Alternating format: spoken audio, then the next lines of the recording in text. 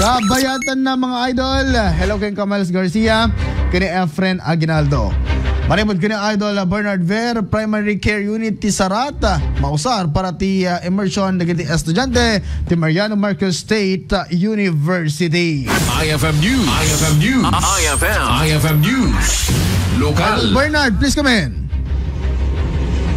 Kalikagom ni Mayor Ralph Conrad Medrano ang maikan ti gundaway digiti estudyante ti Mariano Marcos State University ang makapagsanay iti primary care unit iti ili ti Sarat.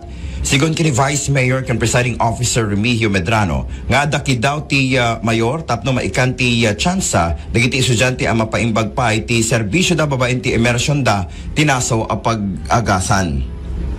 University recognize the importance of this primary care facility that they are sending some of their students for training into primary care facility tayo and kas nagaganyo ito tayo di bawat ni Apo Mayor iti power nga mga pirma iti MOA with the Mariano Marcos State University to accommodate dagiti agad-adal iti State University no mayag